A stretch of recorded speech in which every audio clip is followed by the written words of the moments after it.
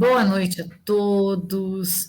Bem-vindos a mais um encontro com Jesus, momento em que nós nos debruçamos à luz do Evangelho de Jesus, né, dos 4 evangelhos do Novo Testamento e de algumas passagens do Velho Testamento, agregando o conhecimento agora da terceira revelação, da doutrina espírita, da reencarnação na vida do espírito. Bem-vindos. Peço a todos, como sempre, que postem comentáriozinhos dizendo para a gente se está tudo legal com o áudio, se está tudo legal com a imagem e que façam seus comentários, façam suas observações para que a gente possa, então, ir desenvolvendo cada vez mais esse encontro e trocando, né, os nossos pensamentos, as nossas ideias, nossos sentimentos, porque somos espíritos em processo, estamos em construção. Então, bem-vindos. Vamos aguardar uns minutinhos, né, Leteia? Isso, deixar todo mundo, deixar o pessoal chegar, né? Enquanto isso, vamos nos preparando aí, nos sintonizando, né? Perfeito. Muito bom estar com você de novo também, viu, Leteia? Nesse encontro aqui com Jesus. Então, agora 2 minutinhos. Se quiser ir caminhando também para um relaxamento e fazer a nossa prece inicial, fique à vontade, passo a palavra para você. Então, vamos lá. Vamos nos ambientando, né? E então, fechando os olhos, deixando de lado as preocupações, o dia a dia, para estarmos plenos no momento presente, nos conectando com a espiritualidade amiga que nos acompanha, nos intui, nos auxilia. Vamos abrir nossos corações e nossas mentes para as reflexões de hoje. E em sintonia, vamos agradecer. Jesus, mestre e amigo, agradecemos mais este dia cheio de oportunidades,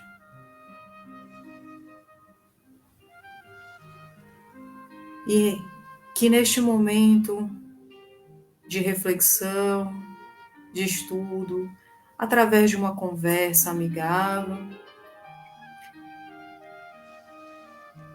possamos deixar as reflexões tocarem nosso íntimo, para que possamos sair daqui buscando sermos melhores, com mais amor, com mais consciência em nosso dia a dia. Obrigada, Jesus. Esteja conosco neste momento. Que assim seja.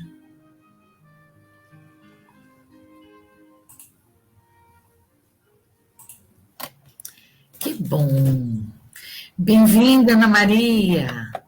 Vamos lá, vamos dar continuidade aos nossos estudos de Davi, né?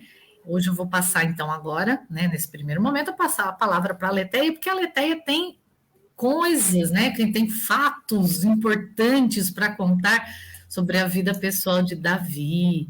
A palavra é toda sua, minha amiga. Bom, é isso aí, né? Hoje a gente vai aqui para a nossa. É a segunda parte, né, oficial aqui, mas é a terceira vez que estamos aqui falando de Davi, né? Dentro do estudo da genealogia de Jesus. Nós falamos num primeiro momento lá de Judá, Davi, nós chegamos ao ponto de como Davi se tornou rei, né? Que ele foi ungido ali pelo profeta Samuel e enfrentou o gigante Golias. Temos lá várias reflexões sobre isso, Quem quiser pode acompanhar. As lives estão tanto aqui no nosso Facebook quanto no YouTube da USE, né? Tem toda a playlist lá da genealogia. Depois, na live passada, nós falamos da vida política do Davi, né? A partir desse momento que ele se torna rei, né? Quem era Davi enquanto rei, né? Hoje é a vez da gente ver a outra faceta de Davi, era Davi na vida pessoal, né? Então, assim, na live passada, vimos ali um Davi que teve um reinado próspero, exemplar, né? Hoje, nós vamos ver ali a vida pessoal, né? Que tem ali um caminho mais, digamos que sinuoso, né? Ali uma vida que a gente vai ver um cenário, vou dar um spoiler, tá, Juliana? Então, um cenário ali de intrigas, rivalidades, né? Umas tragédias. Hoje é dia de novelão, minha gente. Então, vamos lá. Vamos falar da vida pessoal de Davi e dos últimos anos, na verdade, da metade final da vida dele, né? Bom, então, vamos nos situar. Estamos aqui, metade da vida de Davi, ele já é rei, né? Um rei aclamado, né? E a este ponto, ele tem ali muitas esposas, né? Ele tem várias esposas, várias concubinas, muitos filhos, tá? Mais de 20. Ele tem uns 19 com as esposas e mais os outros que ele teve. E Davi tinha conseguido, que a gente falou na live passada, um grande feito, que era de unir ali as 12 tribos de Israel, né? Quem quiser saber mais sobre as 12 tribos de Israel, lá nas nossas lives, a gente está falando tudo direitinho, mas assim, ele conseguiu reunir as 12 tribos de Israel. Mas na vida pessoal, ele não conseguiu essa união. Essa união ali dentro do lar, entre aquelas esposas concubinas, especialmente entre os filhos, esses mais de 20 filhos, ele não conseguiu, né? Bom, um episódio que a gente não pode deixar de comentar, né, que ele é determinante para esse cenário, é de quando Davi, né, numa das batalhas, claro que para manter ali, né, aquele reino unificado, existiam as batalhas, o reino de Israel em vários momentos era ameaçado, então existiam aquelas batalhas. E numa dessas vezes, Davi, que sempre costumava a batalhar com seu exército, sempre estava ali à frente, sempre estava muito próximo, mas dessa vez ele não foi, ficou. Foi o exército e ele estava lá. E ele ali, aguardando notícias da batalha, sem muito o que fazer, avistou Batseba. Batseba era uma moça jovem, linda, casada com Urias. Urias um servo muito fiel, que estava lá na batalha, né? E deixou sozinho em casa sua esposa, Batseba. Davi, ao ver Batseba, a desejou, né? A desejou. E ali, dentro daquela coisa, sou rei e tudo posso, cometeu adultério, né? Cometeu adultério. E vejam bem, Davi tinha muitas esposas já, várias concubinas, mas ele desejou mais aquela ali que já era casada. Enfim, depois a gente conversa mais sobre isso. Mas, e cometeu adultério. Só que ele achou que isso ia passar assim em branco, né? Fiz o que eu queria, tive vontade, agi de acordo com as minhas vontades sem pensar, mas achou que ia ser sem consequência alguma. Só que pouco depois, Davi percebe que Batseba estava grávida, né? E Urias ainda lá em batalha, né? Então, quando Davi se dá conta de que a Batseba estava grávida, ele tenta esconder aquilo, né? Porque, enfim, né? Ele tinha cometido algo que não era correto. E Então, o que ele pensa? Ele manda chamar Urias, né? Ele fala assim: eu vou chamar Urias, mandar ele para casa, que aí ele fica lá com a esposa dele, e ele estando com a esposa dele, a hora que ela aparecer grávida, a dedução vai ser muito clara, foi porque eles estavam juntos e o filho vai ser de Urias. Aí ele manda chamar, né? Só que volta a resposta do Urias. Urias fala: não, meu rei, meu amado e adorado rei, seu exército está aqui em batalha. Eu não tenho direito de voltar para casa e ficar lá simplesmente com a minha esposa enquanto teu exército está aqui batalhando. Sou teu servo fiel e ficarei aqui. Aí o Davi levou esse tapa na cara, né? Urias, sem saber, né, cutucou a consciência de Davi, mas Davi falou: mas o que eu posso fazer? Não tenho o que fazer. Ele achou que ele não, que ele tinha que dar um jeito para aquilo ali não aparecer, né? Quando Urias fez isso, mais envergonhado Davi ficou e mais desesperado para esconder aquilo ali ele ficou. Então Davi tomou a lastimável decisão de arquitetar a morte de Urias. Porque aí, ele não sendo mais casado, não haveria mais um crime, né? E Davi vai e arquiteta a morte de Urias em batalha, de forma que não parecesse que ele tinha sido, que tinham mandado matar, para parecer que foi ali, né? Na batalha. Só que não contava Davi que o profeta Natã iria procurá-lo, falando: olha, eu sei o que houve, né? Não adianta tentar esconder, porque eu sei o que houve. Mas ele chega de outra forma, ele não chega assim, ele chega de um jeito mais sutil. Ele chega e conversa com Davi e fala assim: Davi, né, meu rei, deixa eu lhe contar uma situação. Havia um homem muito rico que tinha mais de 100 ovelhas. E havia um homem muito pobre com uma ovelha só. Eis que passou um viajante e o homem rico, querendo honrar esse viajante, mandou fazer um jantar em homenagem, né, um jantar para ele. E mandou matar uma ovelha para esse jantar. Só que a ovelha que o homem rico mandou matar foi a única ovelha que o homem pobre tinha. Terminado o jantar, o viajante foi embora e o homem pobre ficou ali, sem nenhuma ovelha. O que você pensa de um homem como esse, né, que fez isso? Davi ouviu aquela história e falou: não, é um absurdo uma situação dessa, é digno de morte uma pessoa que faz algo assim, né? Que egoísta, é um absurdo. Aí o profeta Natã fala: pois bem, este homem és tu. Davi cai em si e entende a gravidade do que ele tinha cometido, né? Ele se arrepende, ele casa com a Batseba e dessa união deles nasce o Salomão, né? Que a gente vai falar depois, fica aí para a próxima live. Da união de Davi e Batseba nasce Salomão, que é o que virá a ser o herdeiro do trono do rei Davi.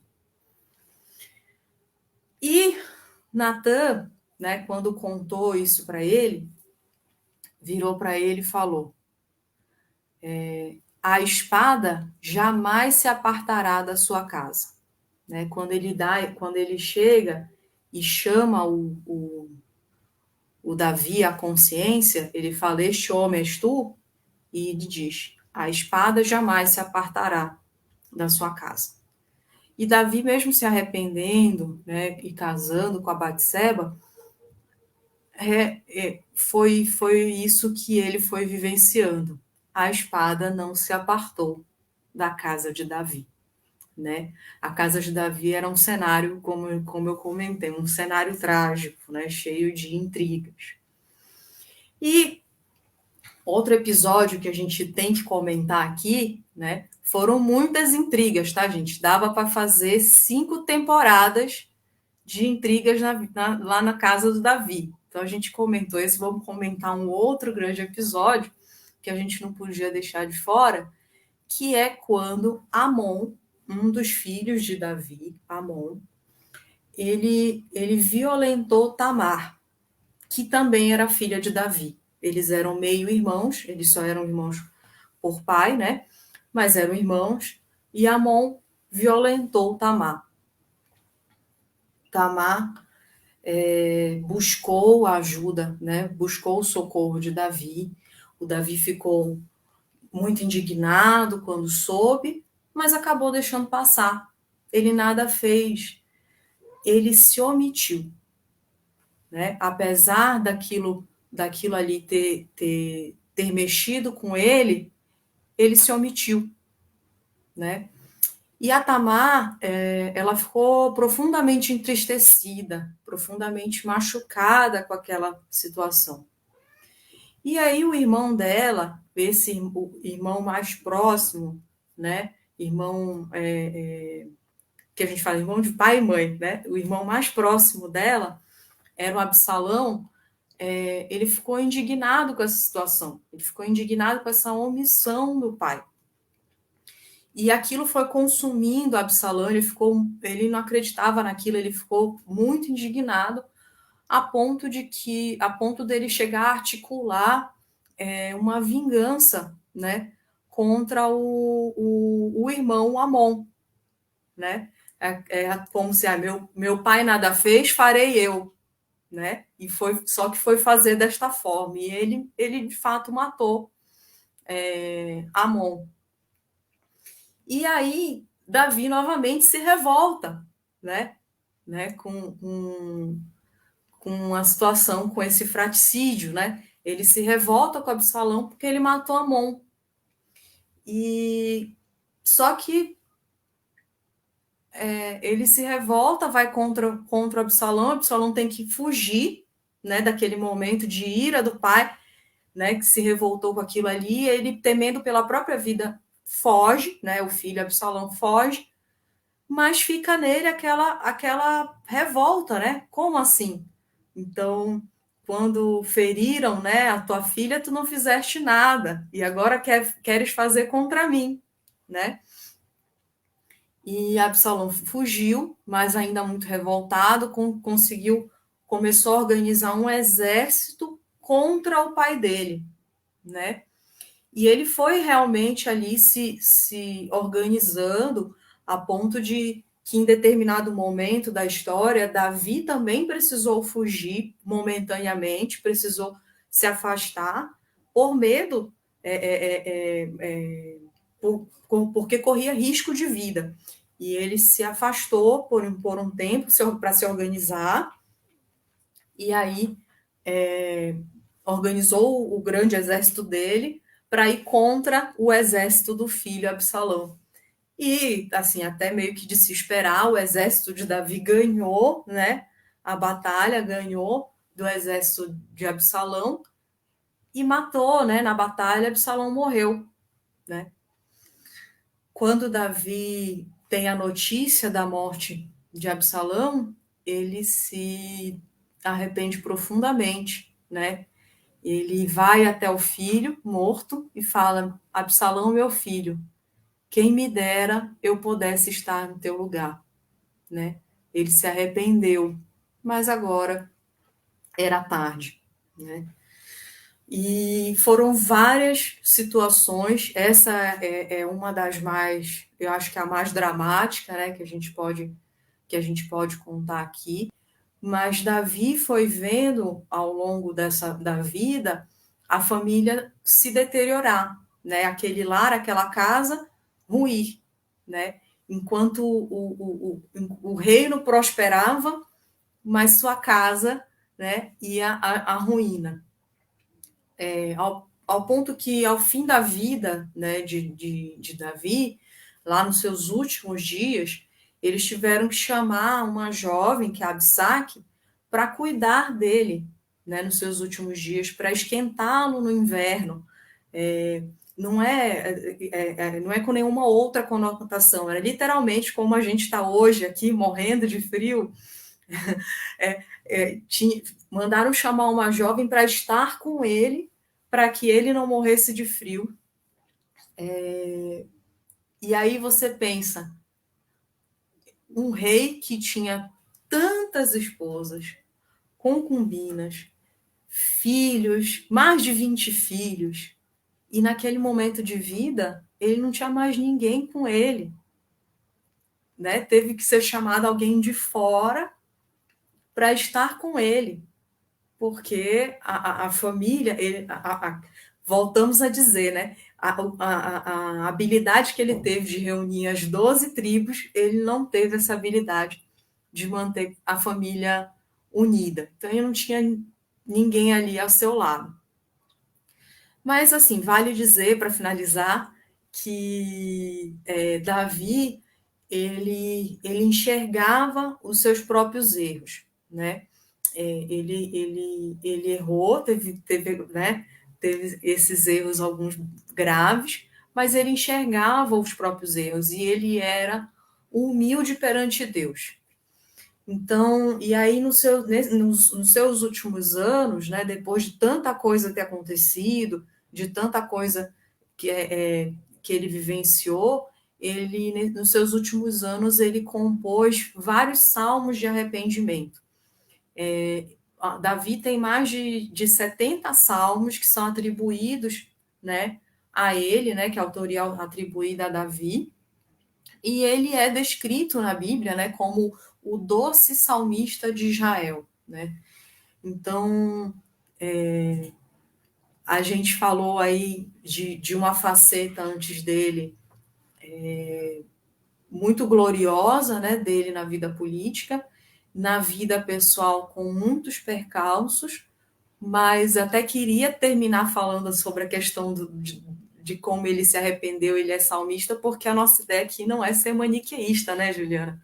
É mostrar essa figura, né, na sua complexidade, né, e refletir sobre isso, porque nós também não somos figuras simplesmente maniqueístas, não somos só 880, né? Todos nós somos seres complexos, né? Cheios de camadas aí.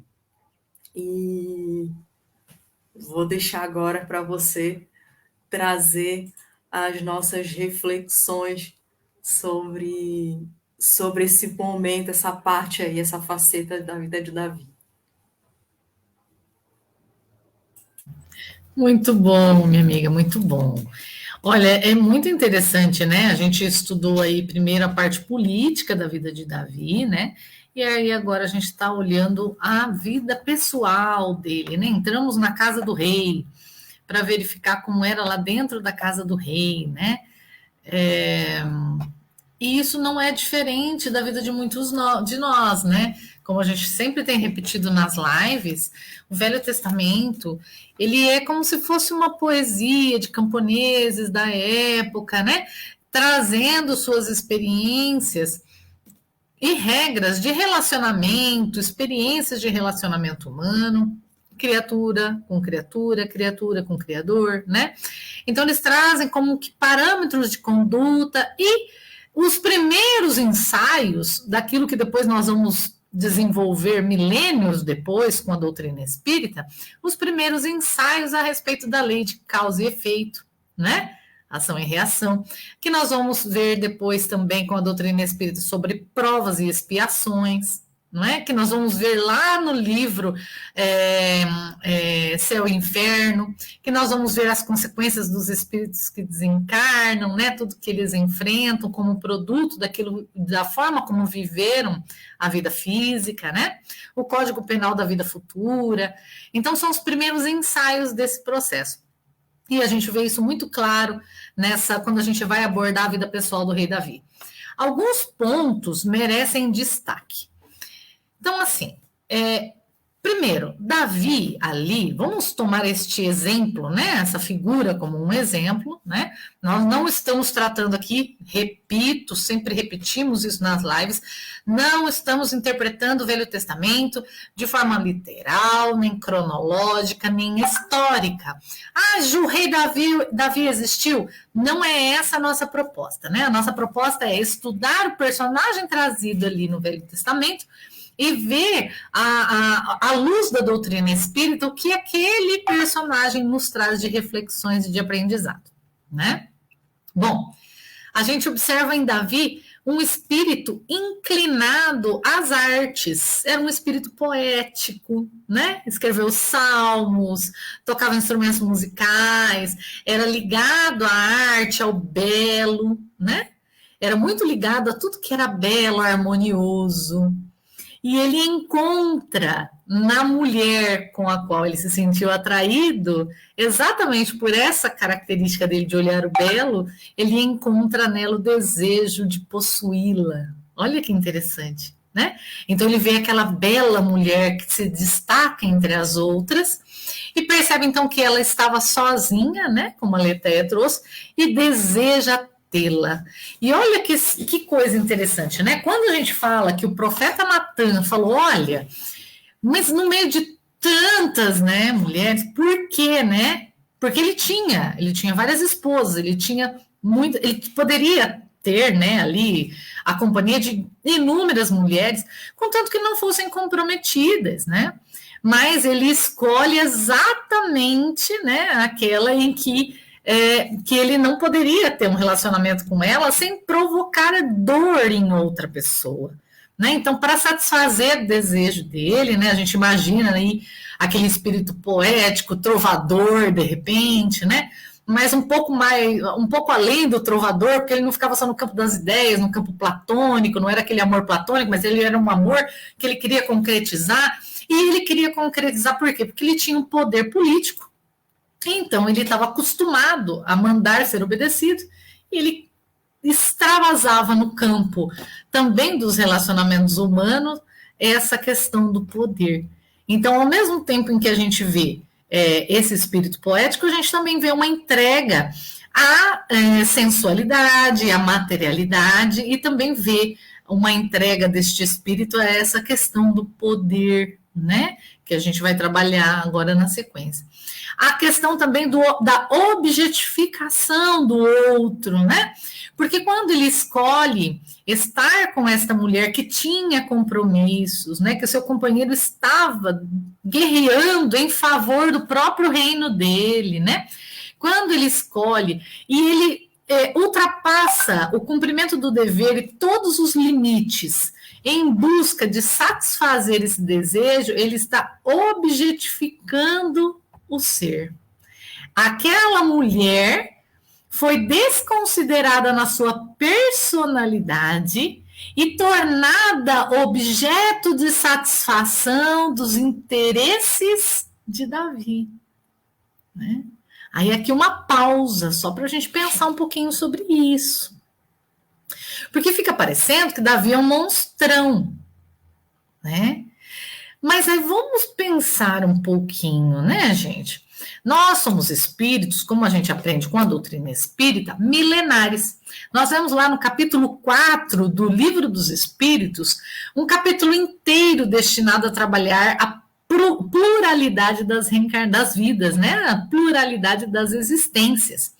Um capítulo inteiro trabalhando sobre a reencarnação, a finalidade da reencarnação. Então, hoje nós sabemos que nós somos espíritos milenares com milhares de reencarnações anteriores, com milhares de experiências que deixaram marcas profundas na nossa consciência e na nossa memória, né? Atos, ações, escolhas do passado que nós repetimos tantas vezes porque nos sentimos satisfeitos, né, nos nossos desejos ou caprichos naqueles atos, que criaram fulcros de memórias em nós, marcas profundas, né? Então, assim, a questão do poder e a questão da objetificação do outro, muitas vezes para satisfação desse poder, é uma questão muito comum dentro das experiências humanas.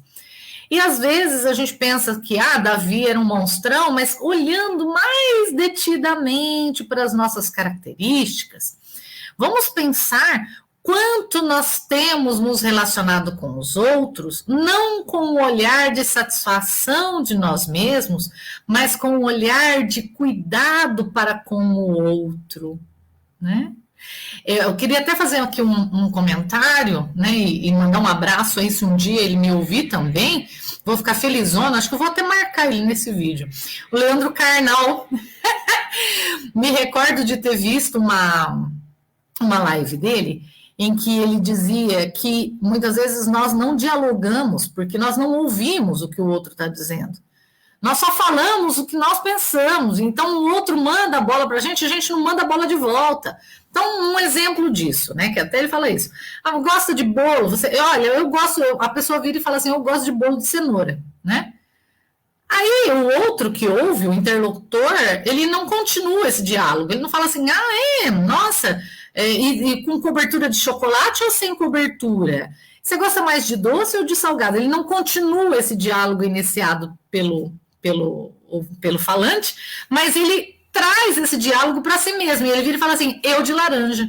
E aí fica aquela troca, olha, eu adoro viajar, eu adoro descansar. Eu já fui para a Europa, eu fui para a Itália, né? E fica aquela troca, ninguém continua o assunto de ninguém, porque está voltado para si mesmo. Olha que interessante, né? E isso acontece, muitas vezes nós nos entregamos aos relacionamentos dessa maneira, né?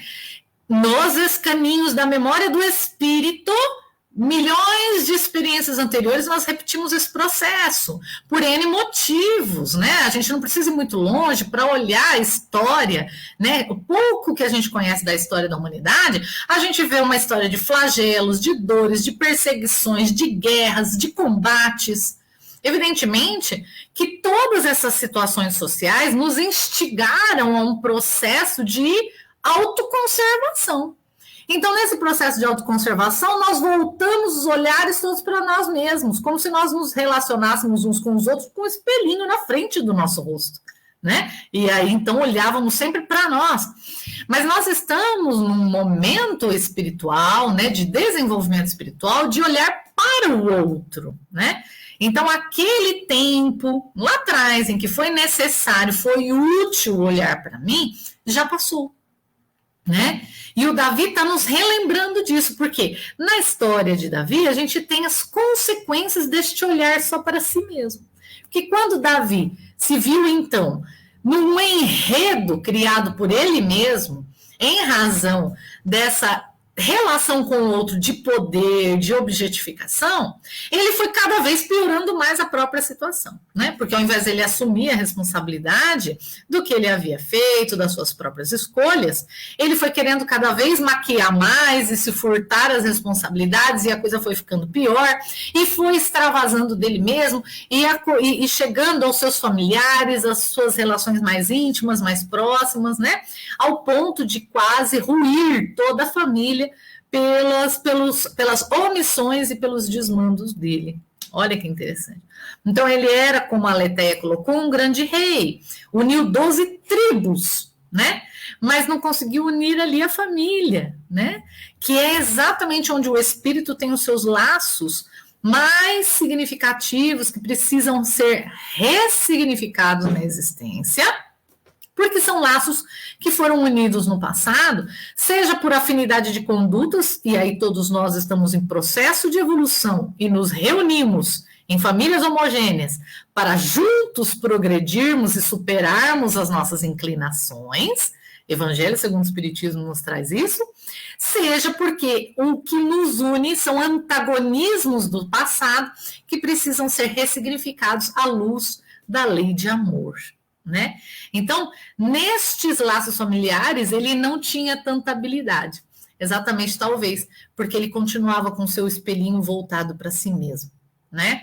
Outro ponto que também essa reflexão nos traz é a questão do poder, né? Porque às vezes, como por exemplo, existe a questão do poder, que era o que o Davi tinha, porque ele era rei de 12 tribos de Israel, ele foi o único rei que conseguiu reunir as 12 tribos. Né? Então, ele era realmente um grande líder, né? Um grande líder político, um grande líder no campo das relações sociais, né? Mas dentro da família, talvez ele tenha querido também levar esse poder sobre os relacionamentos, e isso foi esse desmando, né? Ou seja, a falta de afeto, a falta de proximidade, né? O poder sobre o outro, talvez tenha sido isso o seu caminho de ruína, né? No Evangelho segundo o Espiritismo, capítulo 9, item 6, quando nós falamos de mansuetude e pacificação, né, que Jesus fala, bem-aventurados os mansos e pacíficos, porque eles herdarão a terra, a gente tem um trecho ali falando sobre os tiranos domésticos. Olha que interessante, né? E o Espírito amigo nos traz assim, a essa classe também pertencem esses homens de exterior benigno, que tiranos domésticos fazem que suas famílias e seus subordinados lhes sofram o peso do orgulho e do despotismo, como a quererem desforrar-se do constrangimento que fora de casa se impõem a si mesmos. Né? Então a gente tem a síndrome do poder e a do pequeno poder, né? Que às vezes a pessoa nem tem aquele poder fora de casa e se arroga ele dentro de casa e se torna aquele tirano doméstico, né? Não se atrevendo a usar a autoridade para com os estranhos, que os chamariam à ordem, acham que pelo menos devem fazer-se temidos daqueles que lhes não podem resistir. Envaidecem-se de poder dizer, aqui eu mando e sou obedecido, sem lhes ocorrer que poderiam acrescentar, e sou detestado. É interessante, gente, o quanto que o medo, né, o mando, a ordem, a imposição e o medo realmente alcançam resultados rápidos. Não é verdade? Vamos pensar um pouquinho sobre isso. As pessoas que são duras, que no relacionamento impõem, exigem, cobram, muitas vezes conseguem sim resultados rápidos. Vamos imaginar a figura do professor, né? Às vezes a gente tem aquela figura daquele professor muito rígido. Entra na sala de aula, todo mundo sai correndo, né? Todo mundo obedece.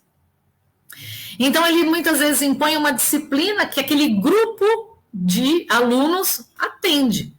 Mas é só aquele professor sair de licença saúde e vir outro substituto que acabou a disciplina.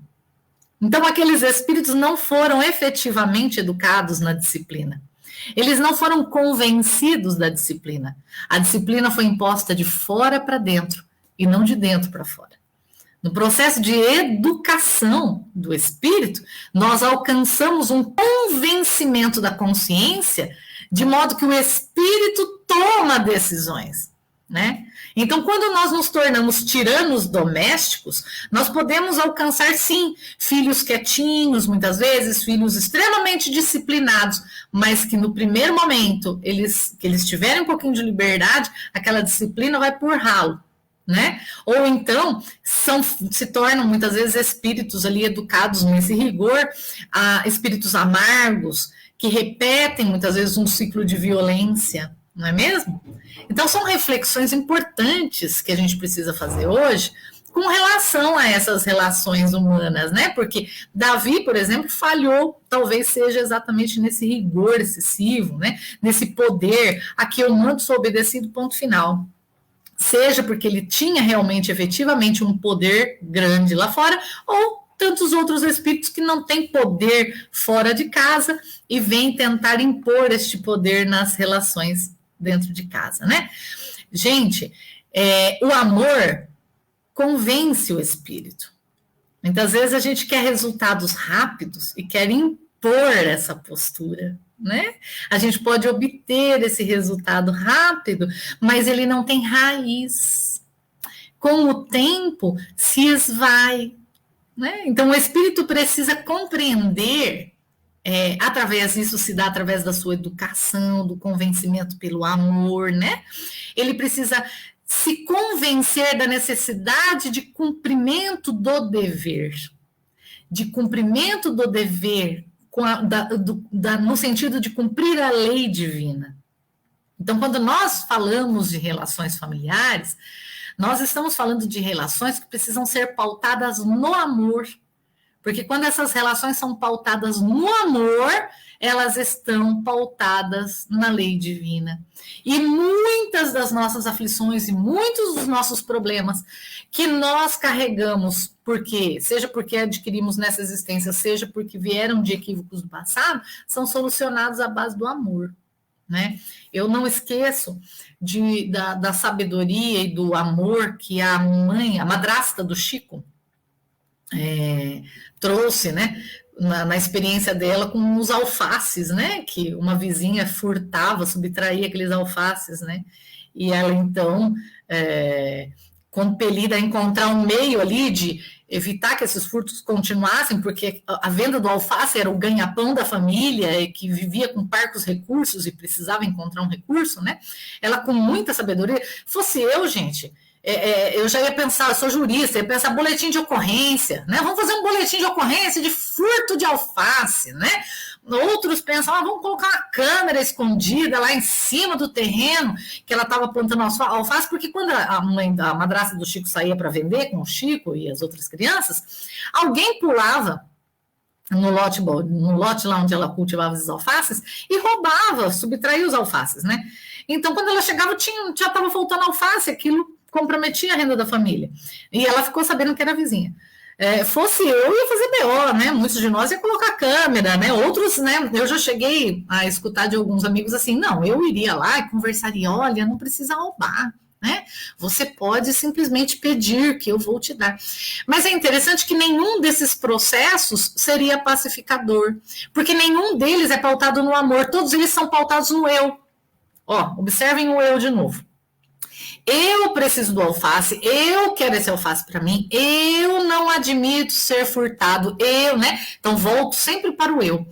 E a madrasta do Chico, ela teve a sabedoria de solucionar definitivamente o processo.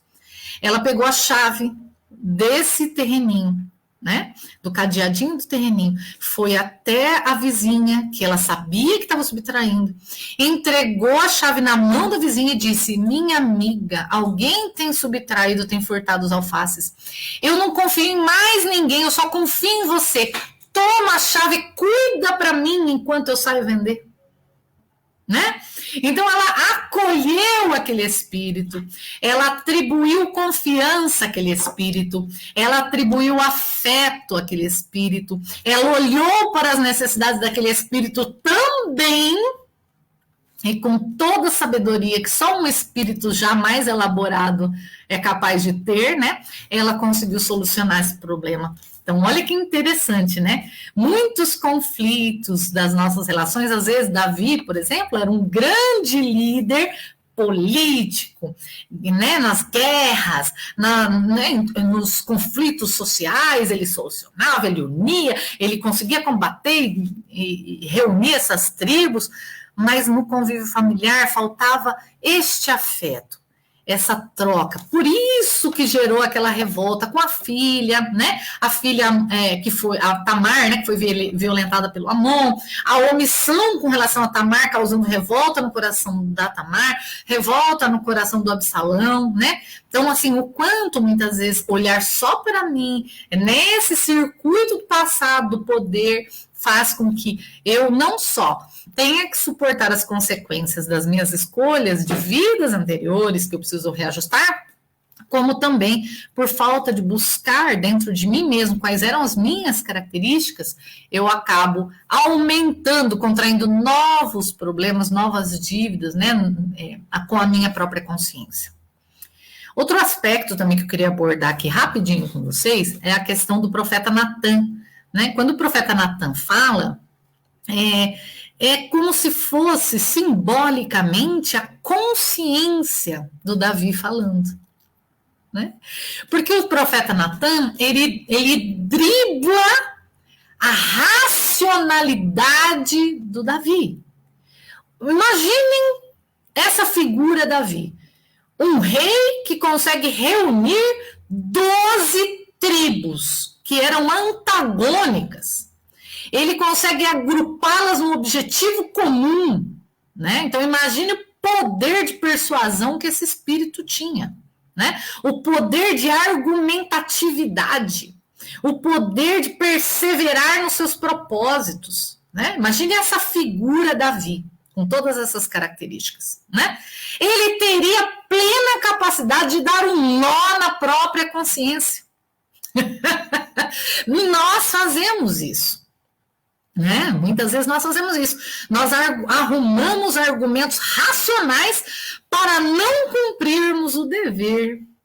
Olha que interessante. Distorcemos, isso nós temos relatos históricos de sobra, distorcemos a verdade, distorcemos o evangelho de Jesus, perseguimos em nome de Jesus, levamos dor e tormento a inúmeras famílias em nome de Jesus.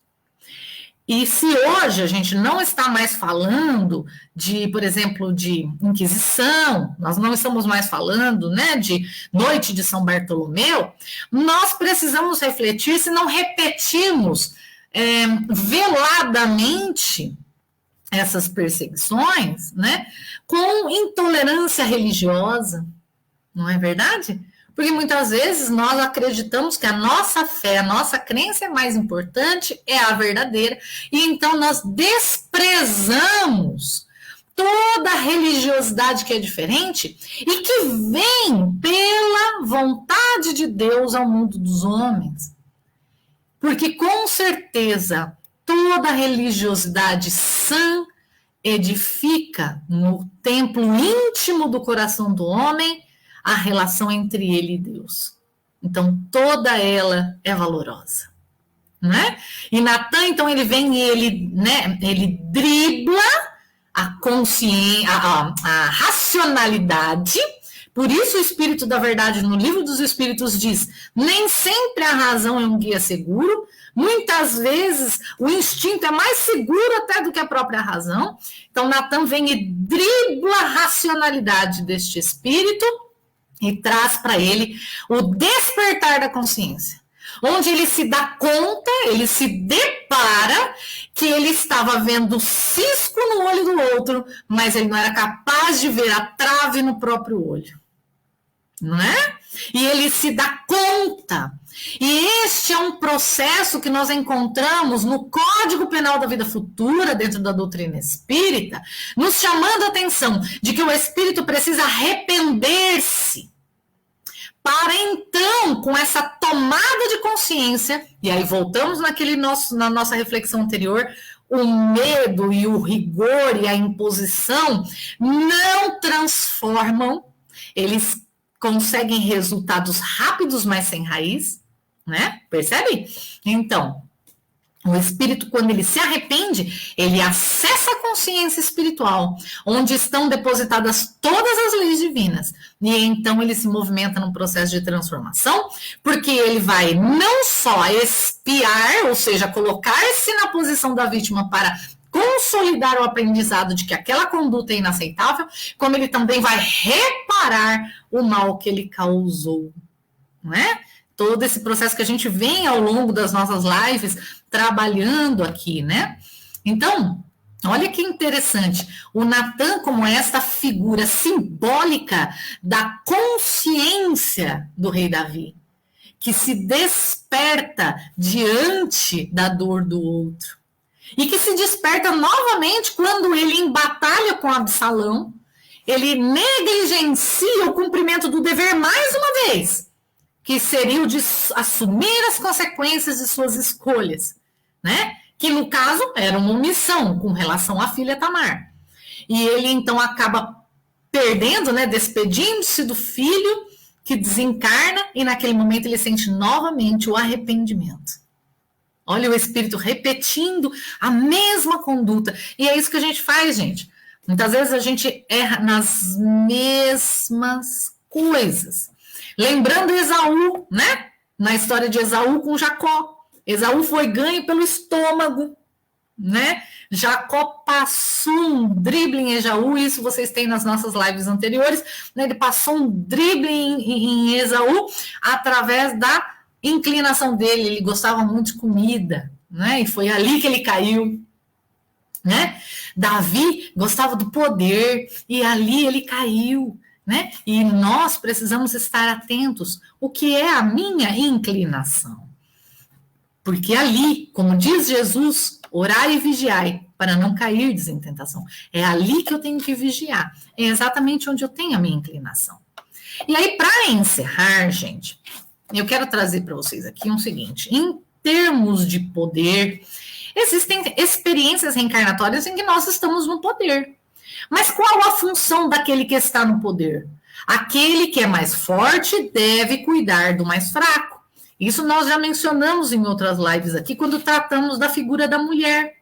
E isso a gente encontra a questão 819, 820 do Livro dos Espíritos, onde nós tratamos, inclusive, das obrigações, das figuras, dos gêneros reencarnatórios, porque o espírito não tem sexo, né? Mas dentro de um gênero reencarnatório ele assume obrigações, e a obrigação do homem na compleição física mais forte não é dominar através da violência o outro. Assim como aquele que é mais desenvolvido em intelecto não deve usar a ferramenta do intelecto para ludibriar o outro. Todas as nossas ferramentas devem existir para que nós possamos, por nossa vez, contribuir para o desenvolvimento e o progresso do meio onde estamos inseridos. Isso é da vontade de Deus, porque está vinculado à lei de amor. Eu só me movimento ao outro para acolhê-lo e protegê-lo quando eu me deixo movimentar pela semente do amor que existe em mim. Quando eu abandono o espelho de olhar só para mim mesmo e olho e volto a olhar para as necessidades do outro. Então, que a gente possa se apropriar das nossas riquezas espirituais, de tudo aquilo que já construímos como espíritos, não para subjugar o outro, mas nos apropriarmos para que este nosso poder neste aspecto contribua para a felicidade dos outros. Né? Isto é fidelidade aos nossos valores morais, que o Davi falhou ali enquanto pessoa, mas estava em busca e em processo, nos mostrando que muitas vezes somos expressivos num campo de conhecimento e de atuação, e em outro ainda temos muito trabalho a fazer. Somos espíritos em processo de evolução. E aí, dica de leitura em casa também, a lição de Lázaro, capítulo 17, item 7 do Evangelho segundo o Espiritismo, o dever. Porque quando nós buscamos o cumprimento da verdade, o cumprimento do bem, o cumprimento do dever, nós seguramente alcançamos. Então, capítulo 17, item 7 do Evangelho segundo o Espiritismo, o dever. Mensagem de Lázaro, esse espírito querido que tem aí dentro da doutrina espírita, dentro do Evangelho segundo o Espiritismo, né, na codificação, um espírito da Pleiade da codificação, tem nos trazido lições maravilhosas como a lei de amor, né, o egoísmo, dentre outras. Era isso para hoje, acredito eu, né, Aletheia? E muitas Só tudo isso. Só tudo isso. Muitas reflexões aí para o resto da nossa reencarnação, né? É isso aí, Ju. E me chama muita atenção quando você fala dessa consciência das nossas construções, dessa nossa autoimagem, né? E quem que eu sou, quem que eu sou em cada aspecto da minha vida, em cada ambiente, né? Em cada parte, em cada cenário dentro da minha vida, né? Que a gente possa trabalhar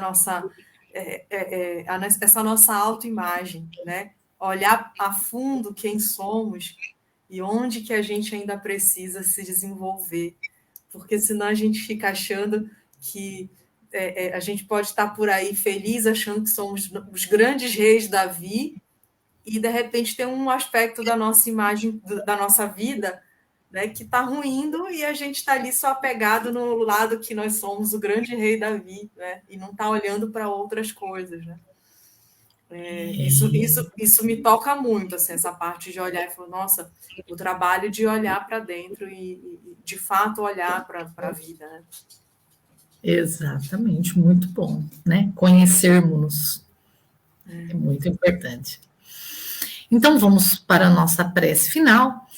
Você coloca uma musiquinha para a gente, por favor?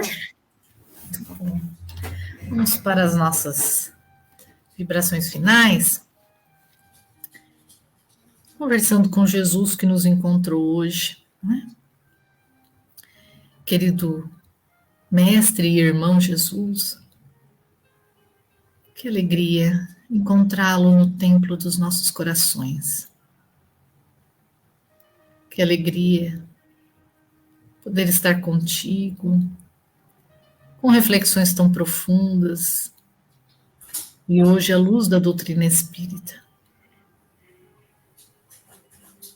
Pedimos-te, querido Jesus, que nos auxilie neste mergulho em profundidade em nós mesmos. E que possamos encontrar os nossos recursos mais doces para nos sustentar nos passos que temos que dar, nos porões das nossas memórias. Que possamos estar abastecidos de luz, para que esta luz das nossas construções possa iluminar os nossos passos neste conhecimento. E que os bons espíritos nos inspirem e nos fortaleçam nas estruturas que ainda carecemos construir, para que possamos ter coragem e força de enfrentar as sombras de nós mesmos, e sabedoria para tomar a decisão pelo cumprimento do dever. Visita, querido Mestre, se é que te podemos pedir, todos os irmãos que neste momento precisam de forças e de amparo. Visita os sofredores, os desalentados, os desvalidos, mas visita também os poderosos, Senhor, que estão muitas vezes na ilusão, alcançando dores para o futuro que sequer imaginam. Não deixe, Senhor, faltar luz na terra e ajuda-nos para que nós, por nossa vez, no cumprimento do dever, possamos ser um ponto de luz onde quer que formos. Que possamos levar clareza, esperança e amor. Obrigada, Jesus. Pedimos a Deus a bênção para encerrar o trabalho de hoje e agradecemos aos espíritos que nos inspiraram. Que assim seja.